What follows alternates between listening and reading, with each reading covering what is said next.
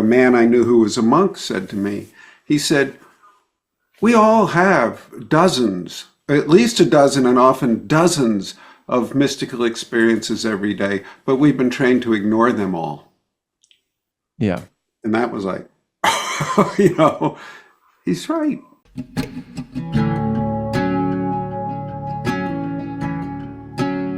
Going Inside is a podcast on a mission to help people heal from trauma and reconnect with their authentic self. Join me, trauma therapist John Clark, for guest interviews, real-life therapy sessions, and soothing guided meditations. Whether you're navigating your own trauma, helping others heal from trauma, or simply yearning for a deeper understanding of yourself, Going Inside is your companion on the path to healing and self-discovery. Download free guided meditations and apply to work with me one-on-one at johnclarktherapy.com. Thanks for being here. Let's dive in. Excited to introduce my guests for today. Welcome back, Bob Falconer. Bob is the author of The Others Within Us, Internal Family Systems, Porous Mind, and Spirit Possession. Bob has been working with trauma and healing for over 50 years now. IFS is his major modality, but he has studied and uses many others. Bob, thanks for doing this again. How are you doing this morning? Great to be here. I'm doing well. Good. If it's okay, I wanted to read a few comments from our last episode, just for a little feedback and listener engagement. So last time was our first time meeting. I had just read your book, and so the big themes we talked about were of the porous mind, which is a concept that's very central to your book and your work, and how UBs get in there in the first place. What is an unattached burden and how to work with them using your protocol, and lots of other branches off of those main topics. Some comments that we had from the last episode, someone said they loved your quote when you said, "I may be wrong, but perhaps I can be usefully wrong."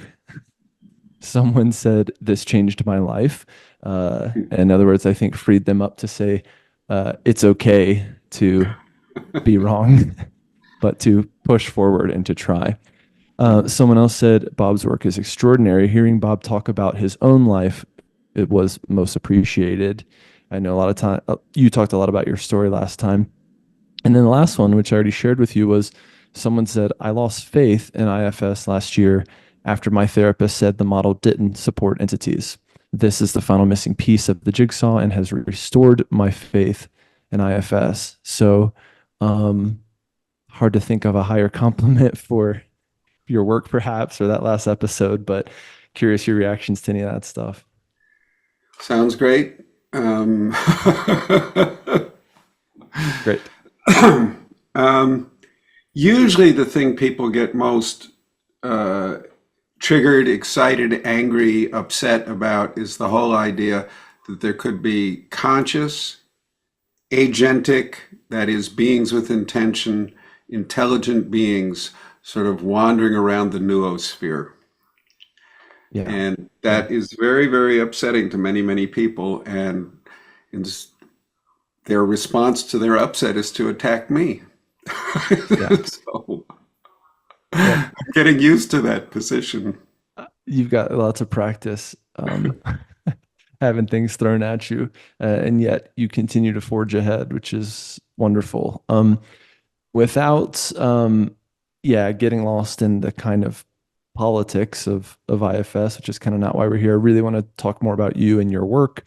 I've got some questions, both of my own and from the audience. So one thing I wanted to say is that even since I last spoke with you and have continued my work with clients, I have encountered these UBs or entities more and more. I'm curious why you think that is, or some guesses. Okay. We're blind to them. We have culturally installed blinders. Stuff like this does not exist. If you see it, ignore it. If you see it, there's something wrong. Pretend it's not there. And I think we're trained out of this as children. You know, children, many, perhaps most children have imaginary friends, and they're told stop that. Or they remember past lives and that, they're, oh, that's ridiculous. Don't talk about that. It's just shh, shh, shh. That's bad and that's wrong. Actually, there's studies now that show that children with imaginary friends mature more rapidly. And exactly in the area where you'd expect it to mess them up, social skills. Yeah. And so it's trained out of us quite systematically, our awareness of other worlds. And then there's another thing a man I knew who was a monk said to me. He said, we all have dozens, at least a dozen and often dozens of mystical experiences every day, but we've been trained to ignore them all. Yeah. And that was like, he's right. It is. It's sort of, we're not supposed to look there. And you crack open that door a little bit and all sorts of stuff starts coming through. Yeah. Which is maybe some reason why people don't like me for cracking open the door a little bit. This is true. Bob, I recently had an encounter, and this was literally the first session I had with a client, and some parts showed up, and they were kind of sitting around a campfire, and one was just darn right tormenting the client. And I had this little inkling in my gut to just ask, just to make sure, can you turn and ask that part, is it native to your system? Is this actually a part, or is it not native to your system? And sure enough, the part at first was a tiny bit dodgy about the question, and then said, okay, yeah, I'm not native here. Mm-hmm. Yeah, it happened. I had a case a long time ago, a woman who's a lead trainer in IFS, and her husband had tried to tell her about a UB. And she went, oh, that's a part of you. We know about that, and let's befriend it. And he just went, you don't understand. And quit talking to her about it, even though it was very painful to him. And like 15 years later, the lead trainer runs into me, and I do a session with her and her husband. There's a huge, nasty UB in there. We get out. So a highly skilled, really, really high quality IFS trained therapist lived with a UB in her husband for more than a decade and didn't see it.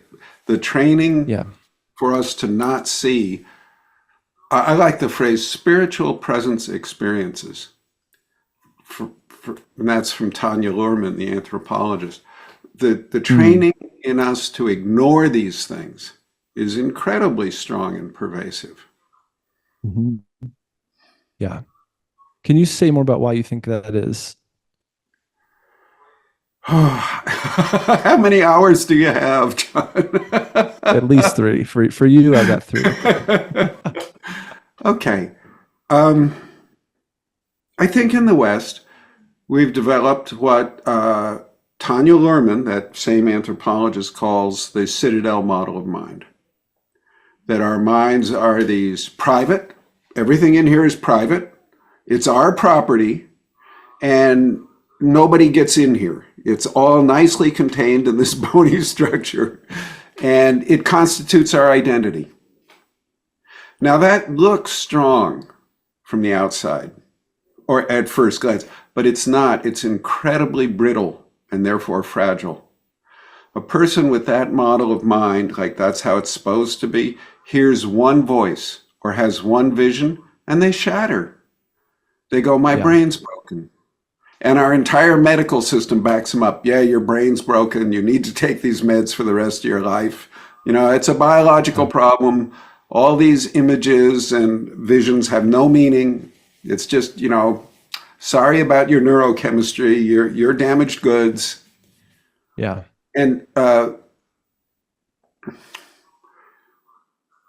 this model of mind developed. It started maybe with the ancient Greeks. That's what Owen Barfield, the great British philosopher, said. But I think it really got going in the Reformation, Counter-Reformation phase, 1500 or something like that. And I think our epidemic of mental illness, the seeds were planted back then. I think the epidemic of mental illness that we're now experiencing is a result of this citadel model of mind. Yeah. Yeah. And there are quite a few other people who think this. I'm not the lone lunatic. Yeah. If I'm completely crazy, at least there are others in the boat with me. There's a woman in England, Isabel Clarke, who who worked inpatient with psychotics, and she talked about the billiard ball theory of mind. She doesn't know Tanya Luhrmann's work. They don't reference each other at all. It's the same idea that we have this theory that our mind is this self-contained, isolated little thing. And Dr. Clarke says this is why the psychosis is so hard to treat in the West. So they both see it as a deficit, a severe problem. And if you think of it, you know, in the 20th century, we all talked about alienation. You know, that was this core problem, and meaninglessness. Those are both inescapable results of the citadel theory of mind. If you think you're this totally isolated, independent thing, you're going to feel alienated. Yeah. Yeah. And so I think the reason these things are so intensely resisted is because they go right against that citadel theory of mind. If this stuff is true, that theory is wrong. And our culture is built on it. And I'll just go, why? Because I told you I could go for hours on this question. I'm here for it. Okay. Daniel Siegel, the guy with who developed interpersonal neurobiology, he says this theory, he calls it the myth of the solo self. And he doesn't reference Luhrmann or Clarke. So this is consilience. All these people from different databases coming to the same conclusion. He says this myth of the solo mind is so deeply into the structure of our culture and our way of being that it's in the language that we can't use English to discuss it, because English has this built into it. And he says it's in the pronouns, it's in the grammar, you know, it's inescapably in there. And he's trying to invent new language to be able to talk about this. And it's very clunky and awkward, but thank God he's at least trying. So there's a brief nutshell.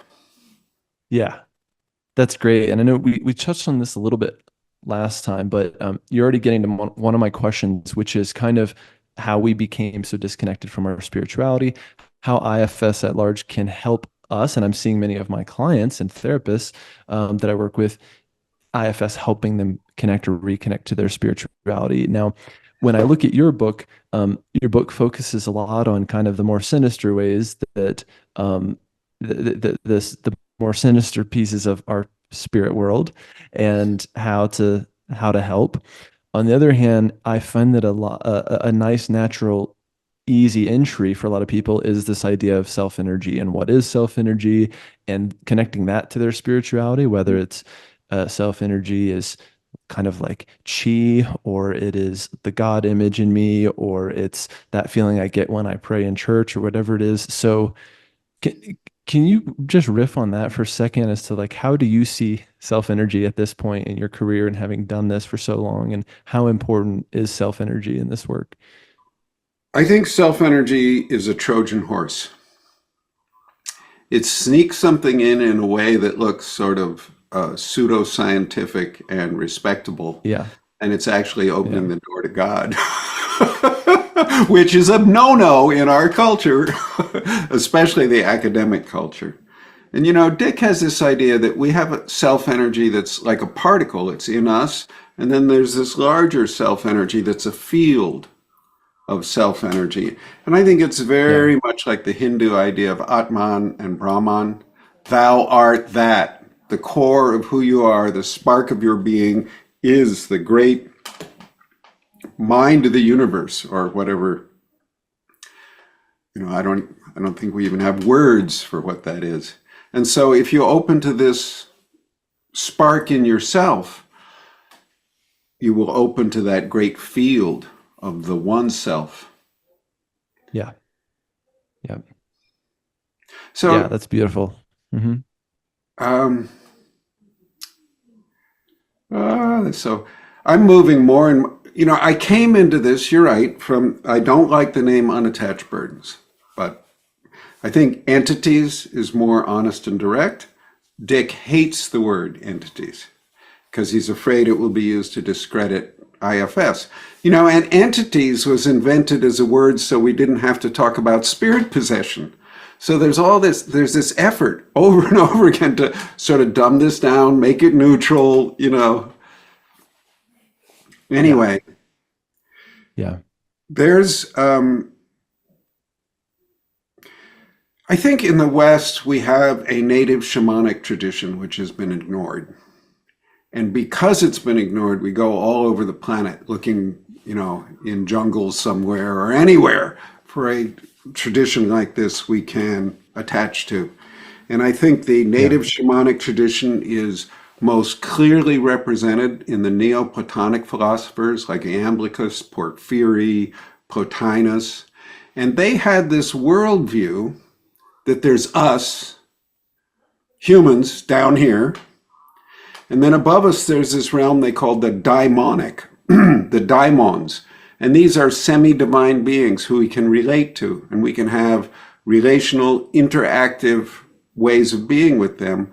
Above that is the nous, the realm of Platonic ideas, and above that is the one, which is so far gone from our reality we can't really, great it's there, but so their spirituality was all about relating to these daimons, which were not bad. Many times they were good. And they would do all this stuff to develop relationships with the daimons. They would bring the daimons down into their bodies. They would go and their spirit would fly with the daimons. Does this sound like classical shamanism? It should, and they had a ritual practice, and they may well have used psychedelics. That's really, I don't know about that, but there's a lot of evidence.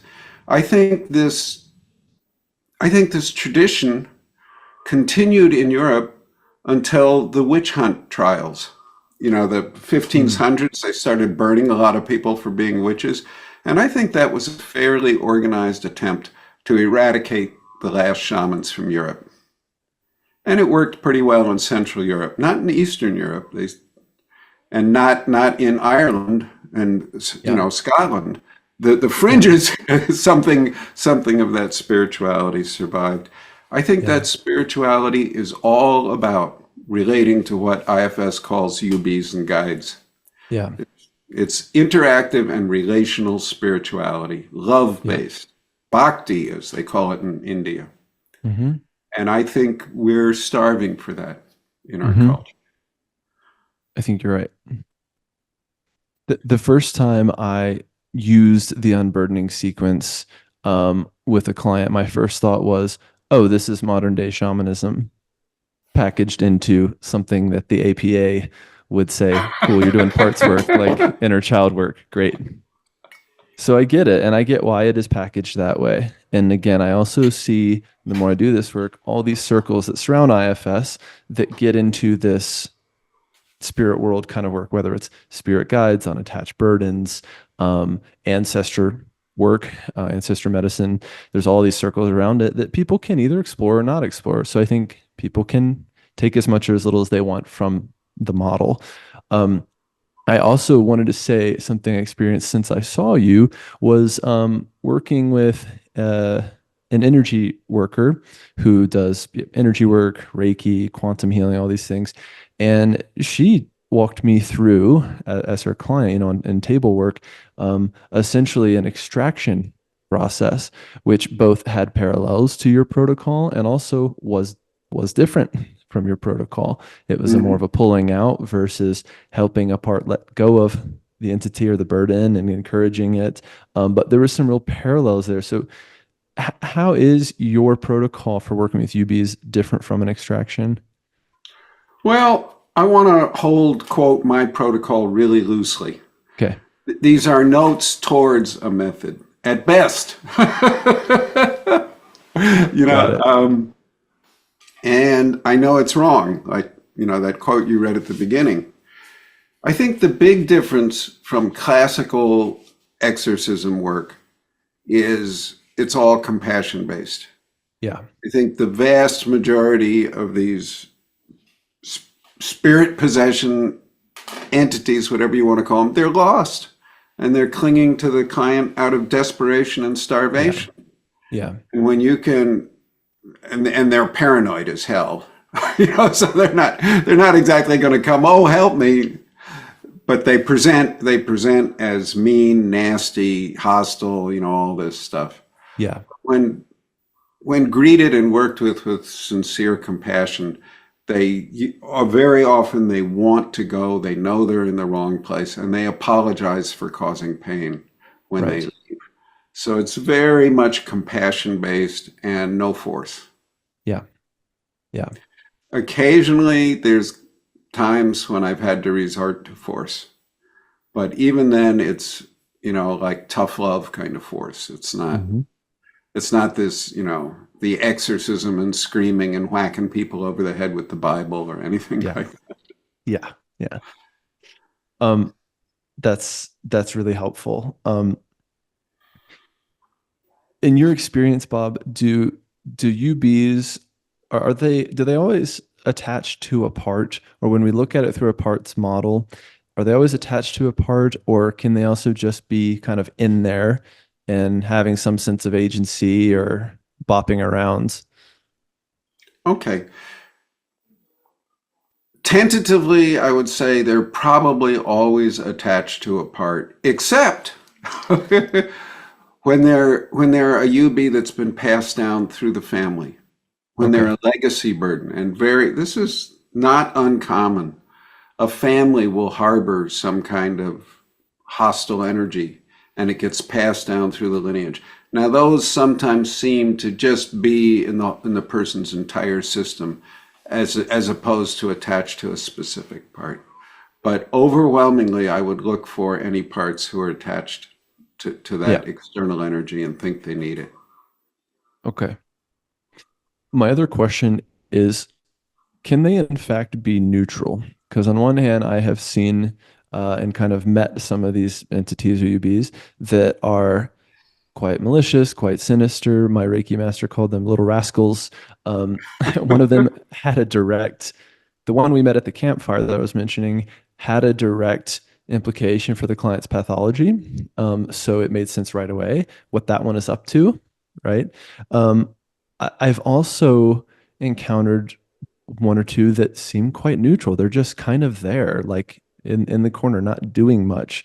Um, and then on the other hand, when we think about connecting with spirit guides or intentionally connecting with spirit guides that are benevolent and full of powerful self energy, healing energy, what have you. Yeah, can you just riff on that a little bit? Like, can Yeah, they in fact be definitely. neutral? First thing I want to say, the reason I don't like IFS is calling them unattached burdens or guides right off. And originally the name was critters, but they changed that to unattached burdens. You have to judge them. First thing, you meet them and you're judging, is this thing good or bad? Yeah, That's that's not helpful. So that's why, Tanya Luhrmann's phrase, spiritual presence experiences, it's neutral. Or the others within us, it's neutral. We give them a little more room. Now, my experience has been they're overwhelmingly either good or bad. yeah, And there are two thinkers who I immensely admire, Patrick Harpur, Harpur, who's a novelist and author in the UK somewhere, and Bernardo Kastrup, the great Dutch idealist philosopher. They both say that these daimons, as they call them, using the Greek term, are almost always neutral, and they're tricksterish and ambivalent. Now, I think they're wrong, but these are two incredibly brilliant, learned men. So I'm going, oh, I should be very careful here. These are not people I want to disagree with because I respect them so profoundly. So yeah. my real answer is I don't know. Okay. And I think I read this in your book, and it's a general IFS rule of thumb, which is just ask, and that's a rule of thumb I have used a lot with this work, whether it's just working with the inner critic part of who Hmm. are you and what's your job and how'd you get that job, and right, the 6 F's. And same thing for parts that might feel a little more sinister. Who are you? How'd you get here? What's your job, or what's your intent? Right. Yeah. And to your point, as you said last time, entities or UBs generally don't lie. They might be a little Well, dodgy, wait a in minute, which wait a minute. case, There's only one go ahead. question they don't lie about. That's, are you a part of the system? Got it. Everything else they lie about. I mean, Yeah. Satan traditionally was called the father of lies. I Yeah. mean, these things would make great lawyers. They probably are great lawyers and politicians. They've got that, that twisting words Yeah. skill. Really, really, they know Yeah. how to do that. Using double negatives and Yeah, circular also all ways of answering sorts of questions. fancy stuff and distraction, and they're really good at that. Really good, Yeah. highly skilled. So I say, don't ever debate with them. Don't ever argue with Yeah. them. Yeah. And Dick insists these things cannot lie about the question, are you a part of me? However, once I was saying this, quite strongly to an audience, and this very large, powerful black woman I don't think she stood up, but she yelled out, "They lie! They lie!" And it turned out she was from Nigeria. Mm. And in their tradition, yeah, these things lie about whether or not they're part of a person. And when we Yeah. talked some more, she said, some of them have been in you and been doing this for so long, they don't even remember who they really are. They Yeah. don't know who they really are. And Yeah. I was delighted to hear about her and the Nigerian traditions around this. So, in my experience, they almost never lie about that one question. Everything else they lie about. And there's Yeah. a little detail that's important for IFS practitioners about this. There are actually three answers. Are you a part of me? Yes, no, and yes and no. And that's really Mm. significant because very often there's some part of a person who took in an external energy to help it feel stronger. So that, and then that's a yes and no. It's a part who took in Yeah. an energy. And then you have to work with that part to help that part let go of the energy. And if you try and Yeah. throw that whole thing out, you're just going to cause a huge mess. Yeah.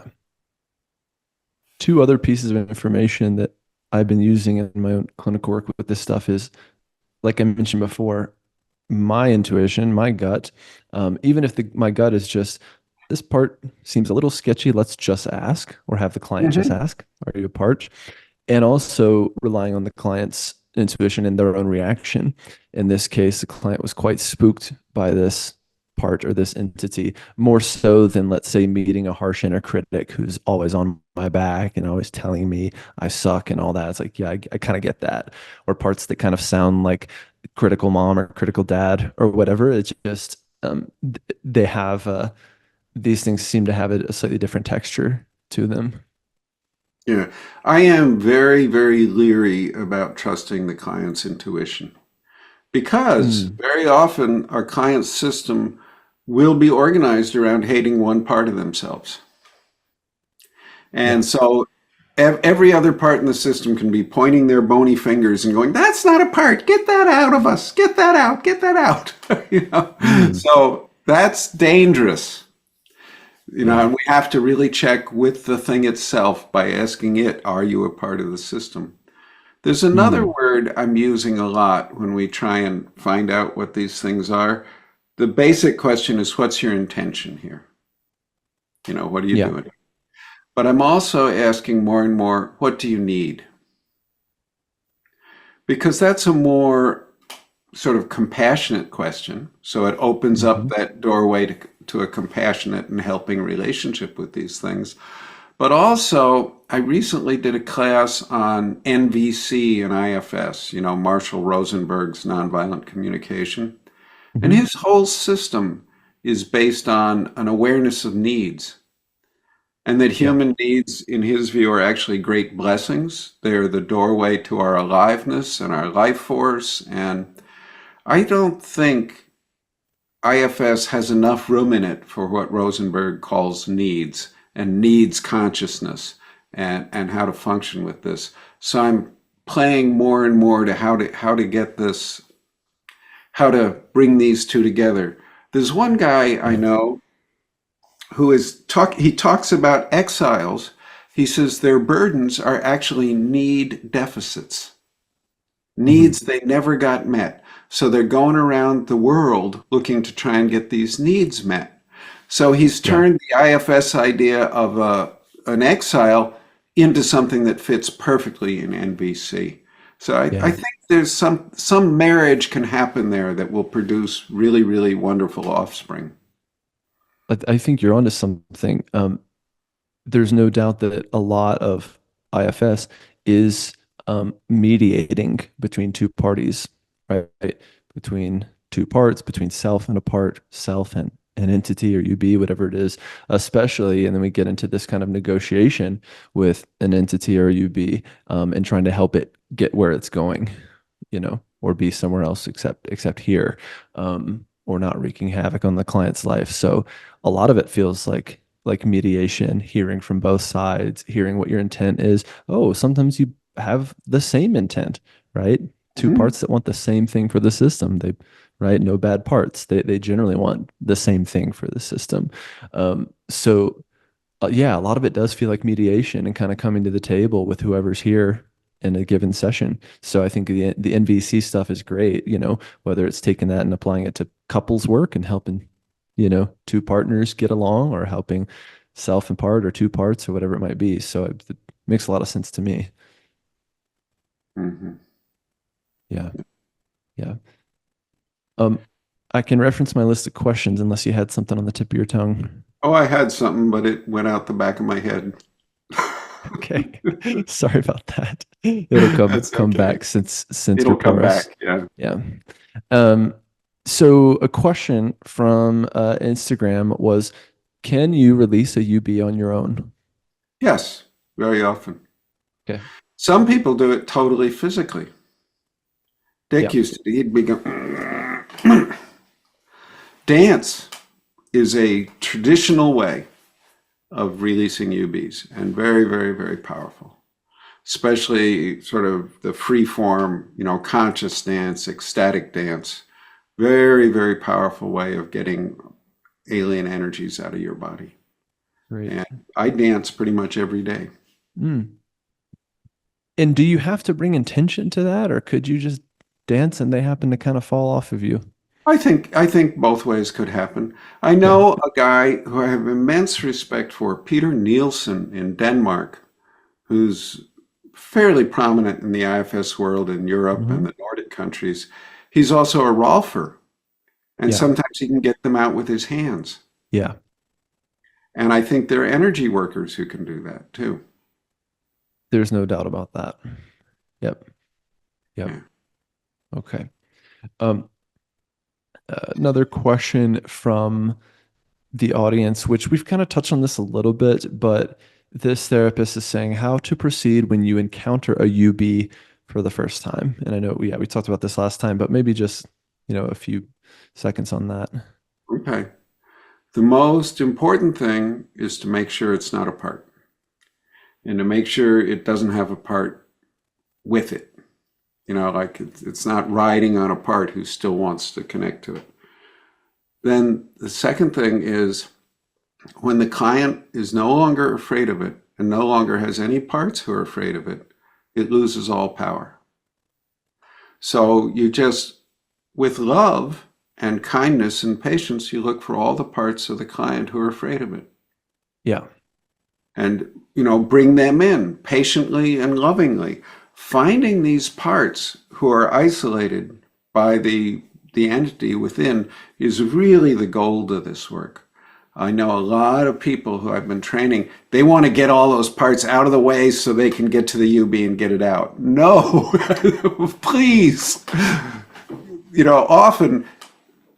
Often when we do have these energies in us, They allow us to reconnect with the deep, deep exiles that would take us many years of psychotherapy to reach. But these things, show us the way. So they present an incredible opportunity for deep healing. Yeah. And we should take that opportunity. You paid the tuition, take the course, The other piece, right, is check therapists. Again, just like typical IFS work, is checking with their own parts and their own self Oh, yeah. energy. Yeah. Yeah. They have to deal with their frightened parts before they Yeah. do this work. Yeah. Because if they get frightened and start trying to do this work from a self-like energy, it's not good. Yeah.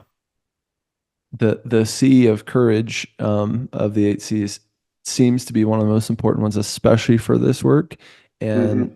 when I have encountered these entities, UBs, I also get a sense that they are kind of checking me out, just like parts can check me out and go, can this dude handle it or not? Can I come out Can I and scare him? can I scare him? Yeah. Yeah. So that my original question of like, this seems to be happening more, and I've kind of cracked that door open a bit of my own work and coming into someone's system with a healthy degree of courage, not being egotistical about it, but a degree of courage of that tends to open the system in a way that I hadn't seen before. Yeah. Yeah. When you're calm and comfortable and unruffled by this, Yeah. the UBs sense it. Yeah. Something Dick says to him a lot when he works with them, and I say to them, you can't scare me. Hmm. You can't hurt me. And I know you don't believe me, but I'm here to help you. Yeah. I want to say, I know what it was that flew out the back of my head before. This thing, one of the reasons I don't like calling them UBs or guides right away, actually telling those two apart is very, very difficult, very subtle. And to be labeling them right up front, I think is a huge mistake. Yeah. If you think about it, in the past couple hundred years, all the great crimes done on this planet were done by people who were convinced they were doing something virtuous and right, Yeah. Yeah. even saving the planet. Mao Zedong thought he was saving the planet and creating a new civilization, and he's probably responsible for the murder of about 100 million people. Pol Pot took the great, the leftist European ideas and all idealistic and proud, went back to Cambodia and murdered over a third of the population. Yeah. And on and on and on. And these people weren't idiots. I don't think I'm morally superior to them somehow. I just go, oh, I could be that deluded. I better pay real attention here and not make assumptions. So this thing of making an assumption right at the get-go, oh, this is a UB, this is a guide, I think is very dangerous. And we have to learn tools of discernment and spend some time and care here. The same thing happens for practitioners who are new to IFS in general, wanting to name it or label it a firefighter and calling it that, in part for their own comfort of, I need to know what that is. So if I label it, I know what it is. And the parallel would be, imagine meeting someone in real life that you've never met before and then labeling them right away. How might that go? Right? Going back to that nonviolent communication thing. It's like, wonder how that would be if you did that with someone you met on the street. Probably not great. Right? And then you have someone, or like, let's say a part who's already very polarized, pissed off, right? Has malintent or whatever, and you've pissed it off a bit further. So there's really no need to label it. Again, default to the part or to the entity. Maybe ask what it wants to be called. Ask, does it have a name? Let it tell you, as a way of entering the system with respect, or entering the relationship with respect, even if you don't agree with it being here or it's what it's actually doing here. Starting from a place of, tell me about who you are and how you got here. Yeah. I think that word you just mentioned twice is the missing word in IFS land, respect. Yeah. I think IFS is the most potent form of therapy currently available, and it's also the most respectful of all the parts. And that's not an accident. And I didn't used to think of respect as something powerful, but now I do. I think Yeah. IFS is potent because it's so respectful of all the parts Yeah. and their autonomy and identity and all of that. Yeah. And I don't, I guess respect doesn't start with a C, so we couldn't Start put a it. new list of our words. Yeah. Yeah. Pia Mellody had a great phrase. She said, respect is the minimum of love. Mm. Yeah. Beautiful.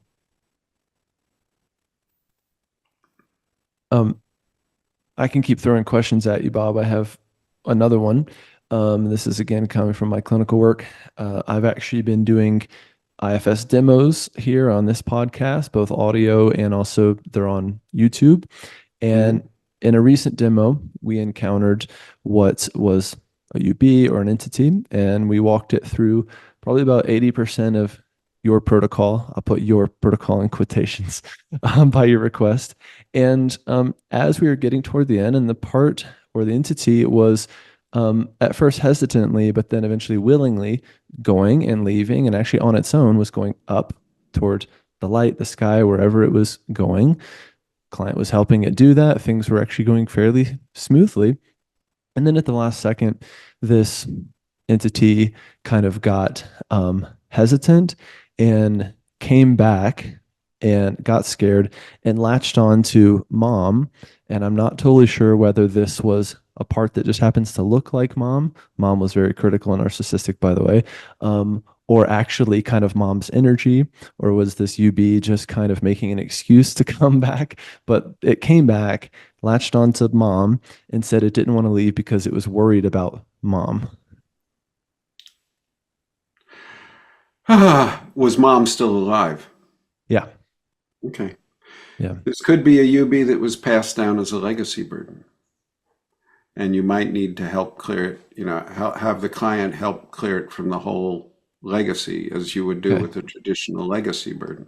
There are other reasons why UBs balk at the last minute. Another classic one is that the UB actually has a boss of some kind. It was sent here by a bigger, more powerful unattached burden. Well, that's And not scary at all. they're going to be really frightened, and they're going to balk and hesitate and do all this stuff. So Yeah.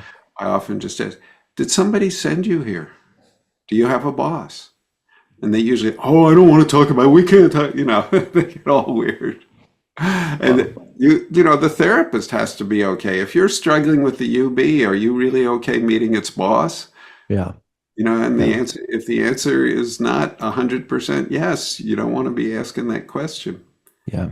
But very often that's the issue. Another issue is very often these UBs get stuck in people because they've done something so horrible that they think they'll never be forgiven. Mm-hmm. And they have to hide out and, sneak around and attach to people and have this miserable little, junkyard dog existence. Yeah.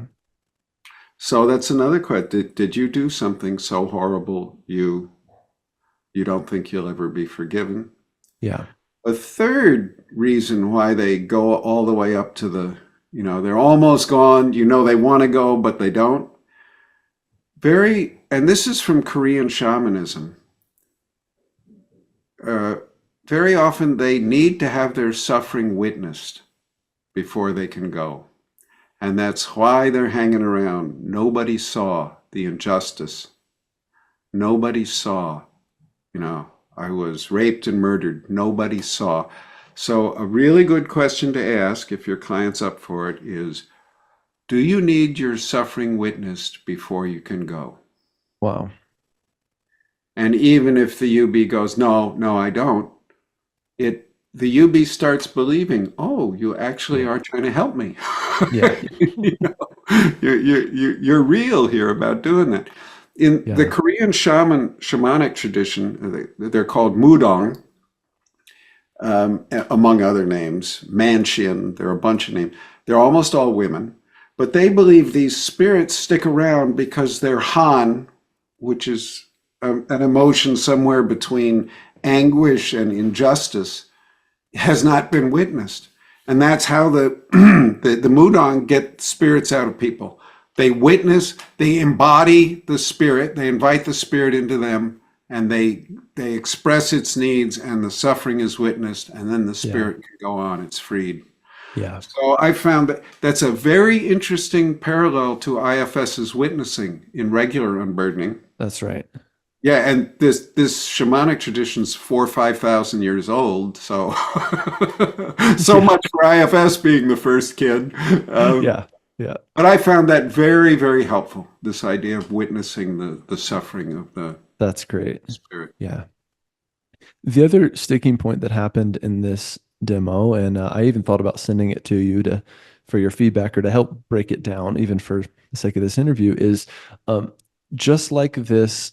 The entity kind of latched back on to mom and said, "Mom's not going to be okay if I leave." Client had similar concerns, and I've had this happen a number of times where there's a part that either like, is it mom's energy or does it just look like mom, right? Is it an internalized version of mom, especially when mom was harsh, critical, abusive, hot and cold, whatever it was. So I guess the question is there on like parental energies in us, how to suss that out. And in this case, when the client kind of agreed with the entity in a way of like, yeah, I'm afraid that mom won't be okay either, right? Yeah. So, and then I also tried the thing of like, can someone else come in and help mom and be with her? And that kind of worked, but we were at a sticking point and we we're running out of time. So Yeah. These things are never helpful at the end of the day. Never. That's because they're parasites. They're feeding on the person they're attached to or the family lineage they're attached to. So always at the end of the day, they leave the person feeling diminished, just like any parasite at the end of the day leaves the being it's attached to feeling diminished. So, and this, I think, is a great source of confidence for somebody working with this. When parts attach to self, they feel nourished and stronger at the end of the day. Both the part and the self feel there's I don't know what the right name is, but they both feel stronger. And with the UB, it's the opposite. So I tell people this quite clearly. Ask the part to test this out. This energy has promised to save you, but actually it's kept you weak so that you would be dependent on it. That's a lie. It's a parasite. It's feeding off of you. Just check it out in your own reality. The closer you get to that entity, the weaker and more diminished you'll feel. The closer you get to self, the stronger you'll feel. And you start to get strength that you haven't felt in a long, long time. Great. I do believe that parts of another living person can get into somebody's system and act like a UB would. Yeah. So is that a UB? Is that an introject? Whatever the client says, I'll go. Matter. It doesn't matter. It needs to go. The work has to happen. Yeah. Yeah. For folks wondering, what I'm referencing is we've done either 3 or 4 sessions with this demo participant who we nicknamed Sophia. So if people are interested in looking at the moment that I'm talking about, it's at the end of the most recent demo with Sophia. It's the very last one we've done. And this kind of all went down during the last 20 minutes or so, if folks want to check that out. And very often, if you're at the end of a session and can't get a UB out, that freaks out a lot of clients. Yeah. And a lot of therapists is what I meant to say. Yeah. Because the UB will, it'll get frightened and it'll come back and it'll try and dig in really strong. Yeah. And so I think the thing to do is go back to that. Just notice when the UB's there, you feel weaker. It makes you dependent. It's a parasite. When you connect to self, you'll feel stronger. Because then you as the therapist can be confident that just if you stay steady and doing what you're doing, time's on your side, and the UB wants to convince you time is on its side, and you need to rush and hurry. Because once you start rushing and hurrying, you're fear-based. Then you're in the UB's world, and the whole thing isn't good. So I think we really can be confident and calm. Time is on our side. Yeah. Once the parts get a taste of self. Yeah. Great. Another question kind of building on that, Bob, is again, this idea of when a part either kind of has a parent's energy, like mom's energy or dad's energy, especially when there's that trauma history there from that parent. Obviously, I know we can always just ask like, are you mom or are you dad? Are you a part that kind of has mom's energy? But how do you help suss that out? Because I'm just seeing that happen more and more in my work. I wouldn't be concerned. I'm Okay. not really concerned if something's a UB or a legacy burden. Very often there's something I'm pretty sure is a UB, but a lot of people just can't accept the idea of UBs. But legacy burdens, there's very, very hard science for. I think that Diaz-Ressler experiment, nobody can argue with that. The science of epigenetics, there's all of this. So for the, rigidly rationalist, let them think of it as a legacy burden. That's fine. The key question is, does it belong in this system or not? So the key question is, are you a part of me? Not, are you mom? Are you a UB? Are you, Okay. anything like that. It's just, are you a part of me? Are you a part of my system? That's the question we need an answer to. I have found at times, especially when the abuse came from, let's say, mom, and mom is kind of in the person's system. Mom is both the perpetrator and also sometimes client, or parts of the client feel like we also need to take care of mom. Yeah. Oh, yeah. Even though What she's a the wonderful perpetrator. double bind.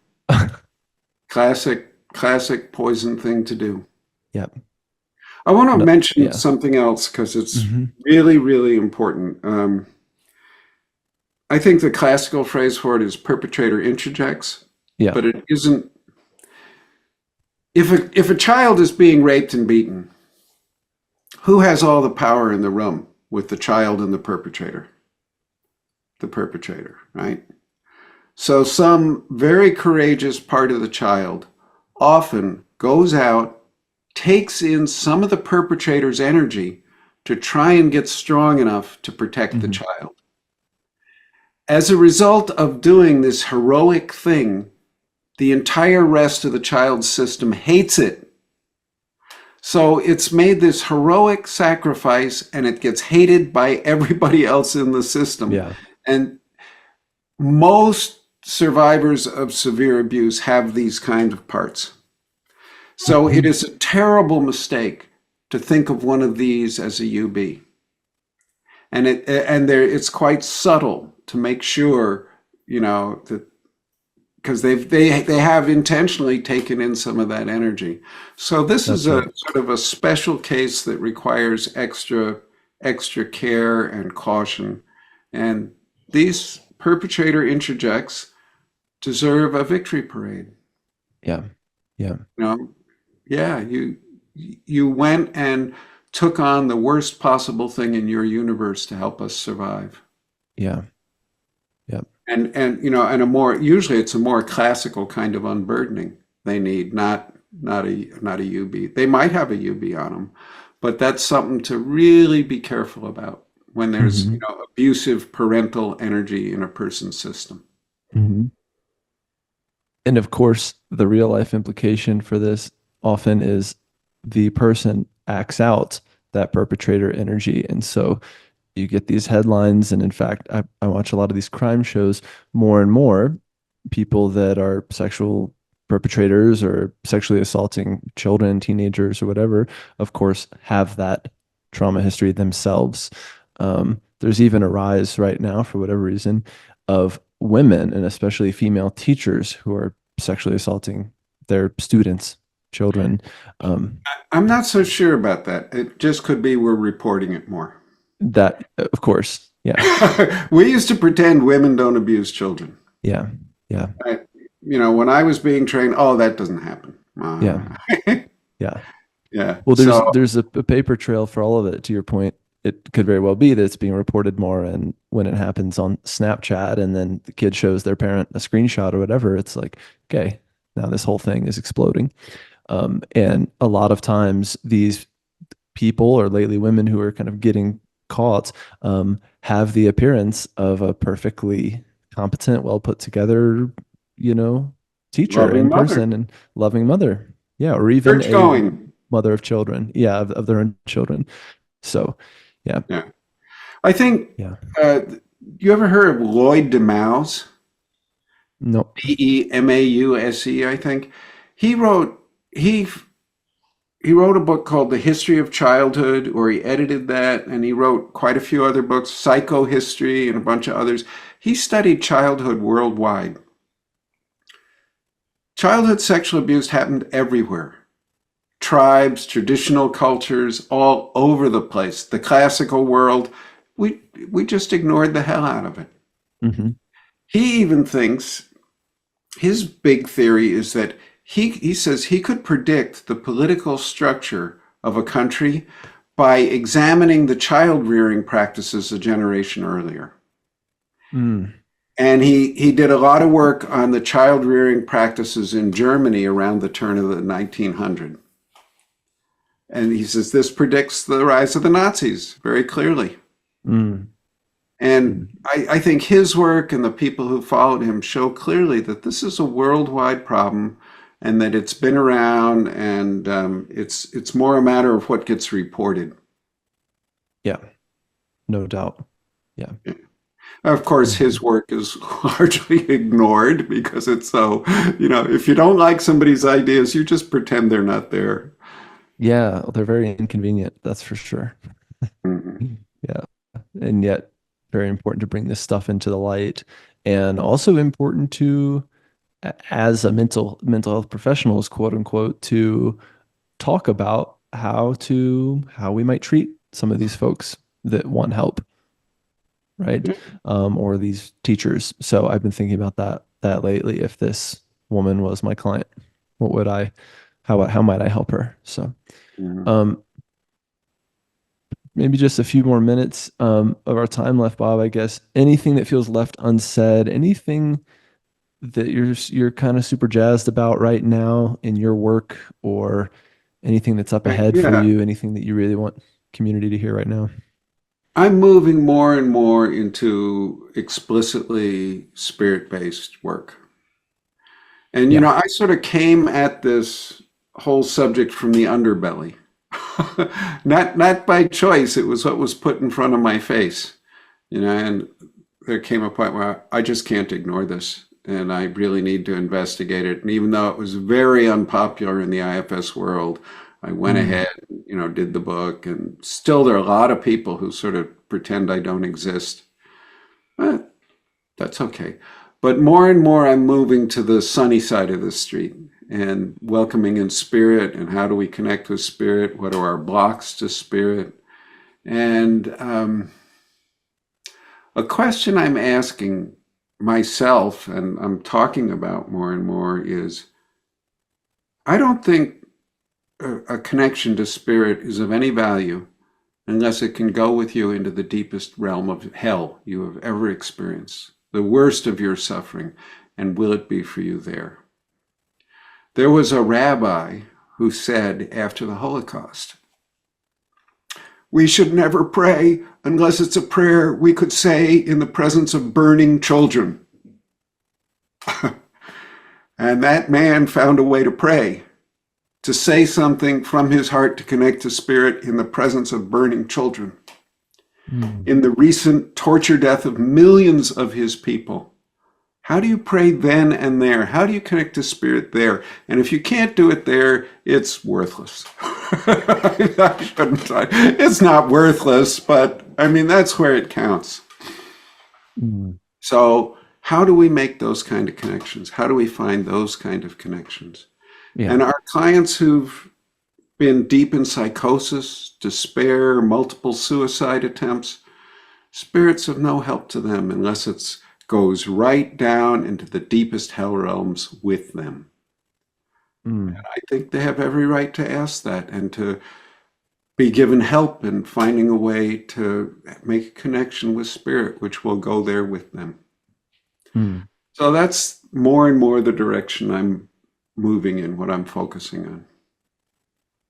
Well, I can't wait to see where you go next, Bob. And just following your work thus far has been a real privilege for me, and getting to know you a little bit has been a real privilege. And your work has helped my clients through my work. So thank you for that.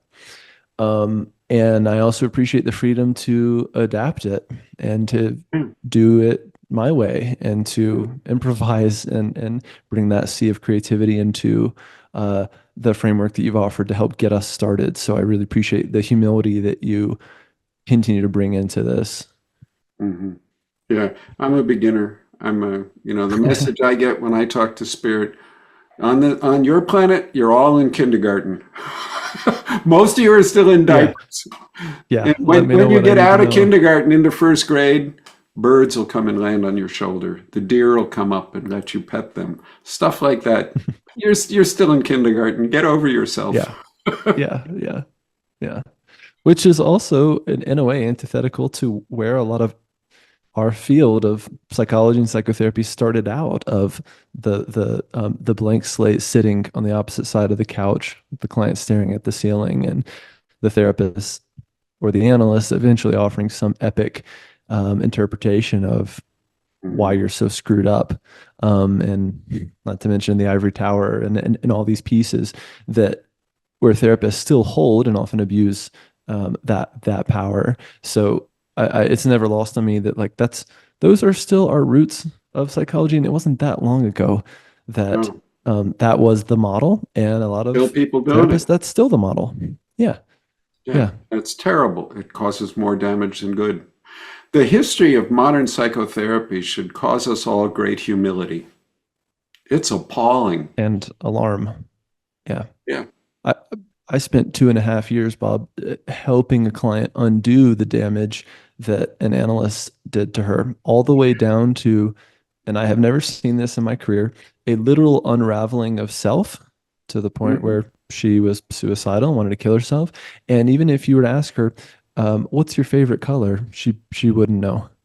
Mhm. That's the level of abuse that happened in that case, and the gentleness and the patience that it took to help her put self back together again was just incredible and painstaking and slow and very difficult at times, and also honoring some of the rage parts that held rage, you know.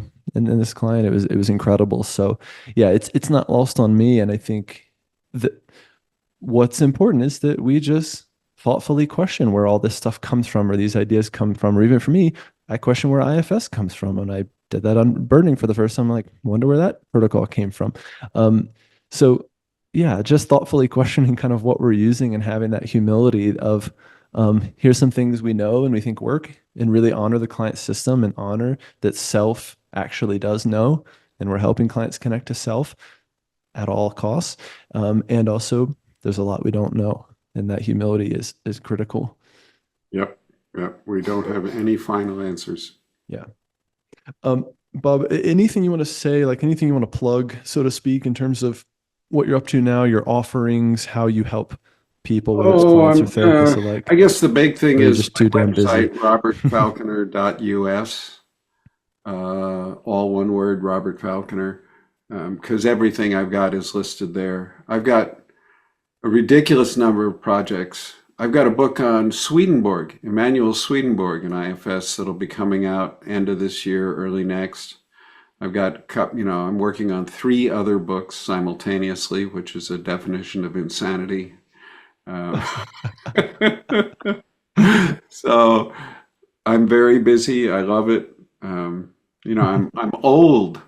I'm 76, so I feel the time pressure. I feel I have some very, very creative things that I want to express and get out in the world. So, I mean, my wife isn't too happy with me because I don't want to go on vacation or anything. Yeah. This is But your version it of a feels good to relaxing me. I love retirement. what I do. Yeah. Yeah. Yeah. It's funny. I was talking to my financial advisor the other day, and I said, this job is one of those jobs that when I'm 76, I am sure if I'm still around, I'll still be doing it. And I'll probably be deeper than ever in my work and what I'm doing, and hopefully writing my own books someday and all these things. So my own therapist, who's 84, is an inspiration for that. And the richness of his work is very, very deep and very profound.